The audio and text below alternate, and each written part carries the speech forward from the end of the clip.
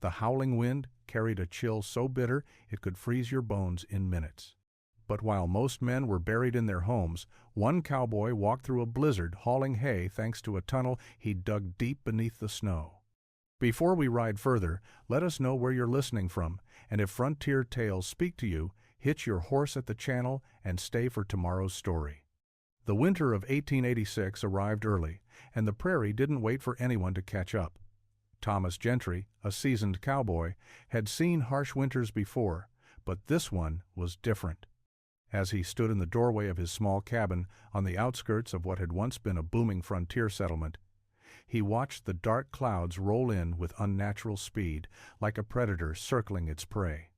The weather reports had promised only mild snow for the season, a relief after the past few years of unpredictable, heavy storms.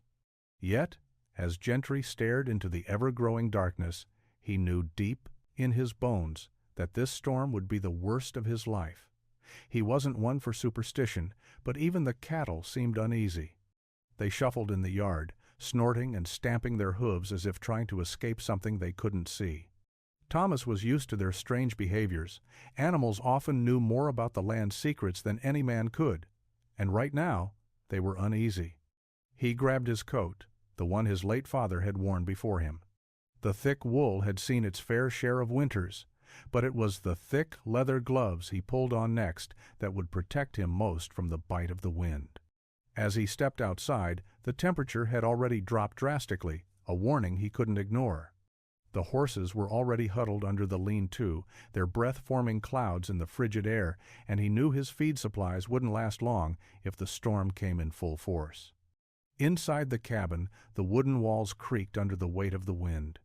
His wife Ellen had already secured what little food they had, knowing they couldn't risk going outside once the storm truly hit.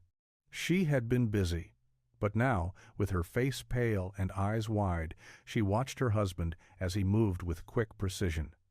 "Thomas, you can't go out there," she warned, but he only glanced at her with his steady, unshaken gaze. "The cattle need their feed, Ellen. If we wait until this storm blows over, we might not have the chance." Ellen nodded quietly, knowing he wouldn't listen to reason when he was this set on something. "Just be careful." Gentry didn't have time for reassurances. He grabbed a handful of dry hay from the corner of the room, slung it over his shoulder, and made his way toward the barn. He'd done this 1,000 times before, but today it felt like he was walking into the teeth of a beast. The first gusts of wind hit his face with such force that it stung. Even through his gloves, he could feel the sharpness of the cold, a reminder that nature didn't care for the comfort of men. Inside the barn, Gentry went straight to work, carrying the hay to the storage racks and making sure the cattle would have enough to survive the night. He'd learned early on in his life that to survive the frontier, a man had to outthink the land itself. That's when he thought of it, his hidden tunnel, something he'd kept secret from the other settlers, built years ago to hide supplies and move them during storms just like this. No one knew about the feed tunnel. Not even Ellen had seen it, though she'd wondered why he spent so much time digging holes in the yard, away from prying eyes. But that secret was about to save them both.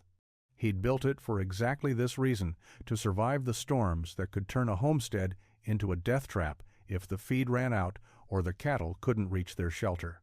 As the wind howled louder outside, Gentry stepped back into the barn, checking one last time for any gaps in the hay storage. He had everything ready. The next step was a simple one.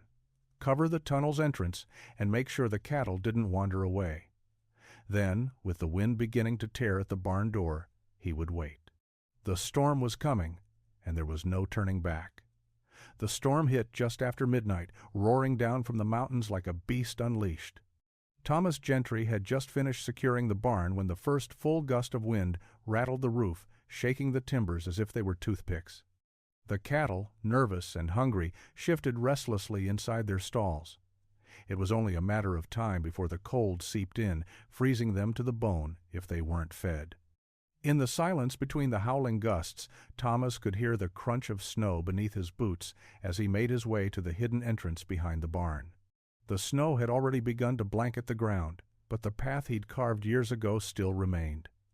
His breath came in sharp, visible puffs as he crouched low, pulling aside the heavy tarpaulin that hid the tunnel's opening. Beneath it, the earth seemed strangely warm, protected by the thick layer of snow and the tunnel's design. He hesitated for a moment, his hand resting on the shovel that had carved the tunnel's path. The earth beneath him felt alive in a way that made him feel like he was part of it.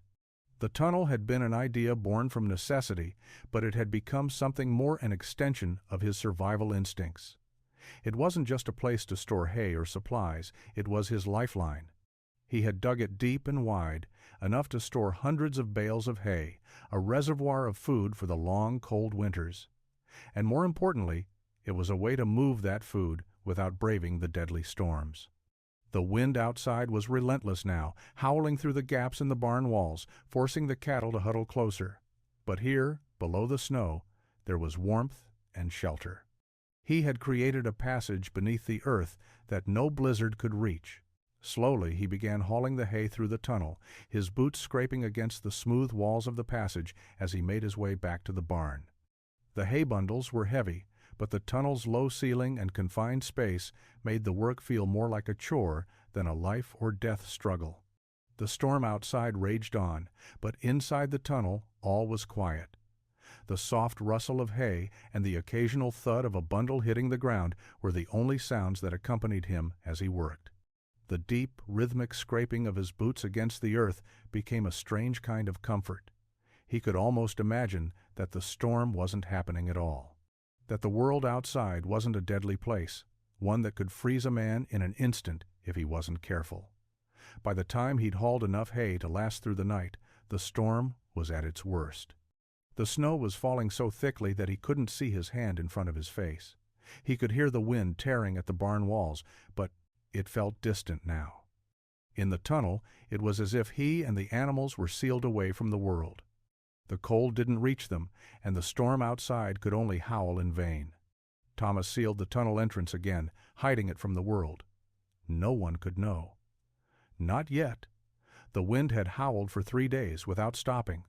Thomas Gentry hadn't ventured far from the barn, save for brief, urgent trips to check on the tunnel's supply. Ellen had been doing her best to keep the house warm, but every time she added another log to the fire, the wind seemed to steal it away.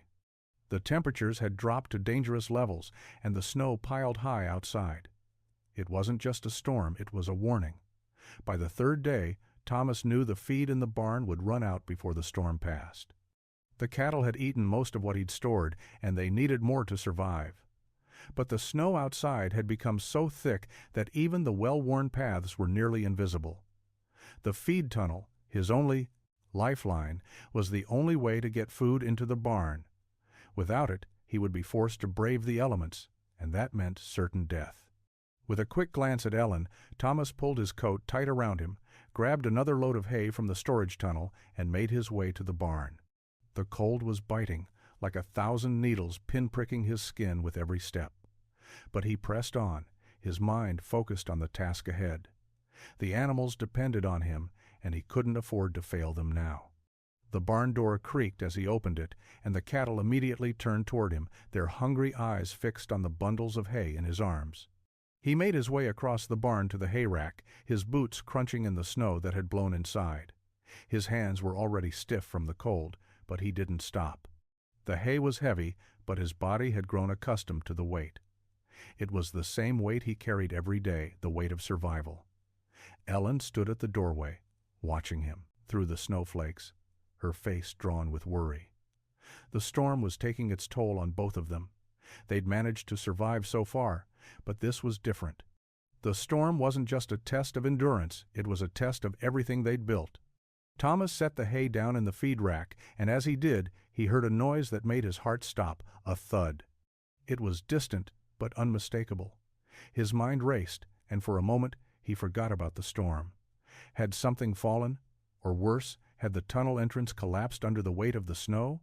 He rushed outside, his heart pounding in his chest. But when he reached the tunnel, everything appeared as it should. The entrance was still intact, buried deep beneath the snowbank. He ran his hands along the opening, checking for any signs of weakness, but there was none. The tunnel had held, just like he had hoped. but he knew the storm wasn't finished with him yet. He had won this battle, but the storm was still out there, waiting for its chance. The days bled together in the storm's aftermath. By the 6th day, the wind had calmed, but the snow kept falling. Thick, heavy flakes that made the world feel as though it had been wrapped in cotton. The sun had barely shone through the clouds, casting a gray pallor over everything. The landscape outside seemed almost unreal, frozen in time, untouched, as if nature had decided to start again. Inside the barn, Thomas checked the cattle once more. The storm had taken its toll on them, too. Their coats were matted with ice, and their eyes held a dull weariness that spoke of hunger and exhaustion. Thomas could hear their soft snorts, the rhythm of breath in the stillness, but it wasn't enough. The feed would run out soon, and the tunnel, despite its clever design, couldn't carry the weight of the entire season. It was a temporary solution, nothing more. Thomas stepped outside again, eyes squinting against the biting wind that had begun to pick up once more. The snow was waist-deep in places, and the barn's back wall was barely visible beneath the mound it had become. He trudged forward, checking the path to the tunnel. As he reached it, his thoughts wandered to the years spent preparing, building, and securing his land against the forces of nature. He had always been careful, always thinking ahead. But this storm had tested him in ways he couldn't have prepared for. The tunnel had saved them, but it wouldn't save them forever. They needed more supplies, and the snow made travel impossible. Even if he could somehow make it to the nearest settlement, it would take days if the storm didn't kill him first. His mind began to race with solutions, but no answer came.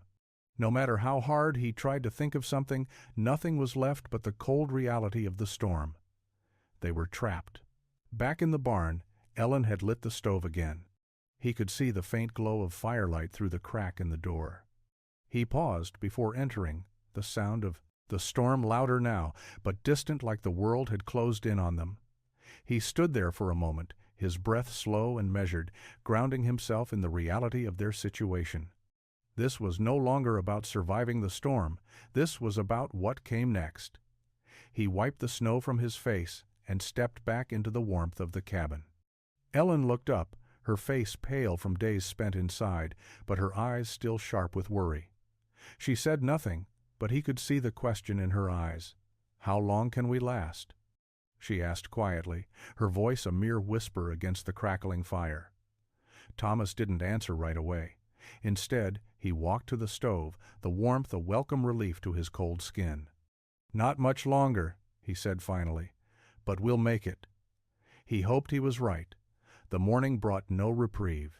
The storm had been unrelenting, and by the 7th day, it felt as though the world had been swallowed by an endless, white sea. Snow piled higher and higher against the barn and the cabin, filling the air with a muffled silence that pressed in on Thomas like a weight. The wind, although softer than before, still carried a cold that cut to the bone. Thomas stood at the barn door, staring out at the vast, empty landscape. The world had gone quiet. No birds, no sounds of livestock moving. The only noise was the wind, howling in short bursts, carrying with it a biting chill. The weight of the cold seemed to grow heavier with each passing hour, suffocating the land, the people, and their hopes. He pulled his scarf tighter around his face and stepped outside, boots crunching in the deep snow. The tunnel entrance was buried now, almost invisible, under the drifts. He knew he had to clear it again, but each step felt like he was walking through the weight of the entire storm itself. The tunnel had been a lifeline, but it was becoming more of a burden by the hour. The hay he had managed to stash would only last another day or two, and then they would be back at square one. His mind raced with thoughts of alternatives. He could make the trek into town. He could ride out, find help if he could even make it through the snow. But the risk was too great. The storm hadn't let up, and the deep snow would slow him down to a crawl. By the time he reached any sort of help, it could be too late. He turned back toward the barn. The cattle were restless, and Ellen was standing in the doorway, her gaze sharp and searching, as if reading the thoughts in his mind.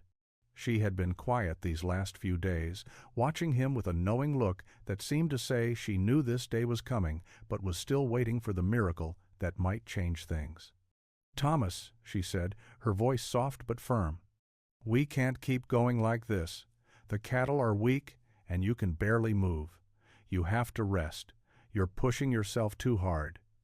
He sighed deeply, stepping inside and closing the door behind him. "I know," he muttered, his voice heavy. "But I can't stop now. We don't have time. But she cut him off. "You're not the only one here. We'll figure something out, but you have to think clearly.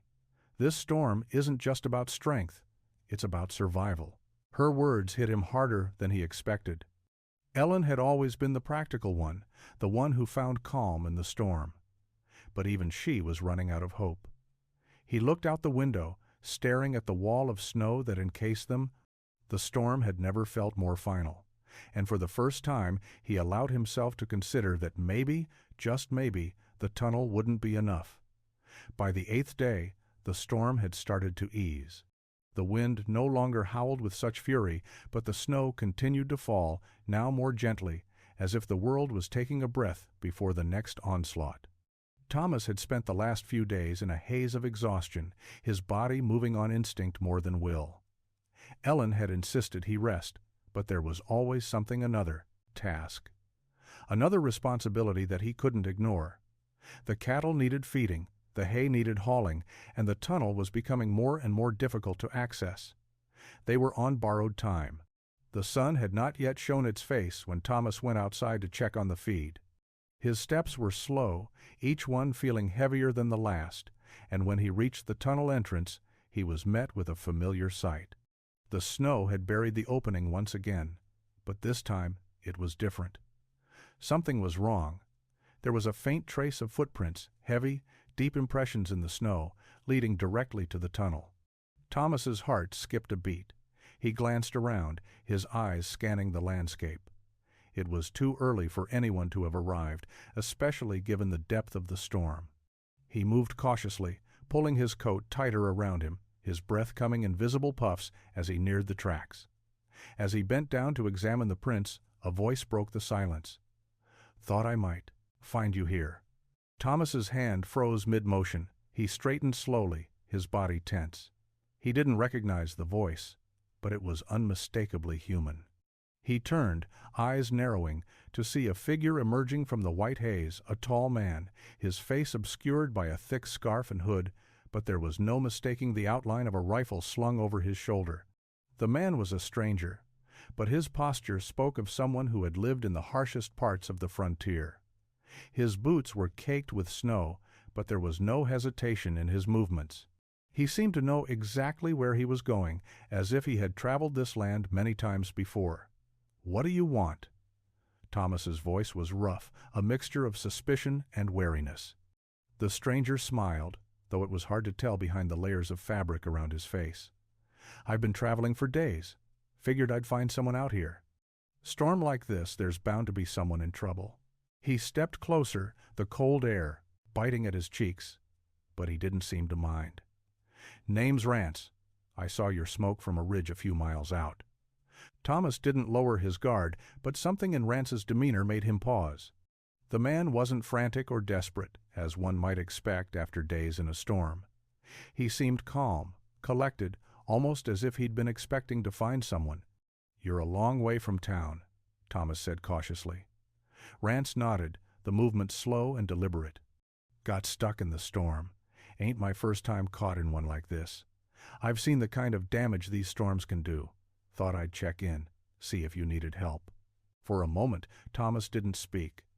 He studied the man closely, wondering if this was some kind of trick. But there was something about the way Rance carried himself that felt familiar, like the way a fellow cowboy would show up when the storm was too much for one person to handle alone. Rance stood there, unmoving, his eyes steady on Thomas. The storm had forced him to find shelter, but Thomas wasn't convinced yet. He studied the stranger more carefully now, his weathered face, his strong hands, the rifle across his back. There was no panic in the man's movements, only purpose. It wasn't common for someone to wander this far out, especially in a storm like the one that had ravaged the land, but Thomas had been on the frontier long enough to know that strangers rarely showed up without a reason. "I'm not sure what help you think you can offer," Thomas said, his voice low. He glanced at the barn, the cattle huddled inside, the snow still coming down. The weight of the situation settled over him again. "This storm's got us on the ropes. It's not a place for anyone who isn't prepared." Rance nodded, unfazed. "I'm not looking for a handout, just trying to help." He took a step closer, his boots crunching in the snow. "I've seen enough of these storms to know what a man needs. You're gonna run out of hay soon, and I can see the cattle are struggling. Can't let that go too long." Thomas tightened his jaw. He had been prepared for this moment, for the reality of the storm bearing down on them. But the prospect of trusting someone, especially someone who had just stumbled upon them, was difficult. The tunnel had been his secret, his lifeline. He had no intention of involving anyone else in their survival. "Tell me, Rance," Thomas said, his voice hardening. "How exactly do you plan on helping with that? You don't seem to be hauling hay or digging tunnels." Rance looked down at the ground briefly, then met Thomas's gaze again, his expression calm. "I've got horses and some gear. It's not much, but it'll get you through. I'm not saying I can dig you a new tunnel or supply hay, but I know where there's a shelter not far from here might be able to hold up until the worst passes.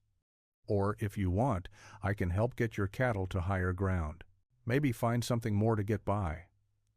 Thomas's skepticism only deepened. "Shelter? Higher ground?" He shook his head. "We've got a barn, and that's all we need. It's not a time for wandering off." Rance raised his hand slightly, as if to show there was no threat in his offer. "I'm not suggesting you leave. Just giving you options, in case this storm drags on longer than expected. You've got your cattle to think about, and the snow's only going to get worse. That tunnel's a good idea, but it's only so much. If you don't have enough hay stocked up—" Thomas felt the weight of Rance's words. Deep down, he knew the storm wasn't done with them yet. The cattle needed more than what they had stored, and the tunnel, though ingenious, had limits. "You're saying you know how to survive in storms like this?" Thomas asked. A little softer now. Rance nodded slowly. "Been through more than I can count, and I'm not just here to take up space. If you need help, I'm willing to do what I can." Thomas hesitated, but only for a moment. The storm wasn't going to stop any time soon, and as much as he hated to admit it, help was becoming necessary. "All right, you've got a deal," he said. "But don't expect me to trust you fully just yet." The next morning, the storm seemed to have exhausted itself, though the snow still fell in a steady, relentless stream. Thomas stood at the barn door, his breath fogging the air as he surveyed the deep, white expanse that stretched for miles in every direction. The wind had quieted, but the cold was biting, and the world outside looked like a frozen wasteland. Despite the stillness, Thomas felt the weight of time pressing down on him, and with it, the knowledge that they couldn't afford to wait any longer. Rance had already started his work. He had pulled his horses from behind the barn and was busy making adjustments to the equipment he'd brought with him. His movements were swift and purposeful, a clear sign that he had done this kind of work before. "Got some ropes and canvas," Rance called out over his shoulder, not pausing in his work. "If you want to use your tunnel, I can haul hay that way. But I'm guessing that won't last long. Might be better to get to that higher ground, like I said." Thomas frowned, but didn't answer immediately. The mention of higher ground tugged at his mind. He had always known that if things got really bad, they could move up into the hills, where the barn would be more protected, but it was a long way. The tunnel had been meant to give them a fighting chance without having to take drastic measures. Ellen stepped outside, her face drawn tight with worry. But there was a determination in her eyes as well. "What's the plan, Thomas?" He turned to her, briefly looking over at Rance. The man seemed more than capable, but still there was that nagging feeling in his gut. "I'm thinking we clear the tunnel. Once more, haul what we can from there. Then we make a final decision. If the storm kicks up again, we may have no choice but to move the cattle." Rance nodded as he returned to his work, clearly understanding the implications. If the snow doesn't stop soon, moving them will be the only option. Those cattle can't stay out here much longer. Thomas's eyes drifted to the barn, where the cattle stood huddled together, their breath forming clouds in the frigid air. They were tough animals, but even they had limits, and with the hay running out, their chances were fading. The morning passed quickly as Rance, Thomas, and Ellen worked to gather what they could. The tunnel entrance, now buried again by the snow, was a difficult challenge to reach. But Thomas didn't hesitate. He knew this was their best chance for survival. The tunnel had held up well, despite the increasing pressure from the storm. Hours passed, and with Rance's help, they cleared the snow around the entrance and retrieved the last of the hay. But by then, the storm had picked up once more, this time with a viciousness that made even the hardiest of men hesitate. "I don't like this," Thomas muttered under his breath, watching the wind whip the snow into a frenzy. "We can't keep going like this." Rance was already packing up the last of the hay onto the horses. "Then we head for higher ground, just like we talked about. We need to move quickly." Thomas nodded reluctantly. It was time to act. By midday, the storm had grown fiercer, the wind howling and cutting through the snow. Thomas knew they had no time to waste. The cattle were already struggling, their bodies shaking from the cold. The last of the hay was gone, and they couldn't afford to wait any longer. The storm wasn't finished with them yet. "Get the horses ready," Thomas called to Ellen. She nodded, already heading for the barn. She'd always been the practical one, but even she could see the urgency now. The cattle needed to be moved to higher ground, away from the worst of the wind. The tunnel had been a temporary solution, but now they needed shelter. Rance had already moved to the horses, securing the last bundle of hay. He worked with swift, practiced motions, his face hard with determination. "We need to push them up the ridge quickly," he said, voice cutting through the wind. "They won't last much longer." Thomas's heart tightened. He knew Rance was right. They had to get the cattle to safety, and they had to move fast. He turned to Ellen, who was already preparing the horses. "We can't afford to mess up," he muttered. "If we don't get them to safety, it's over." The ride would be treacherous. The snow was deep, and the climb would be exhausting. But there was no choice. Thomas pulled his coat tighter, the chill in his bones a constant reminder of the storm's power. Ellen mounted first, followed by Rance. Thomas climbed onto his horse, guiding the pack horse behind him. He looked back at the barn, then urged his horse forward. The snow muffled their movements, and the wind howled around them. For the first few miles, the snow was thick and wet, clinging to their boots and slowing them down.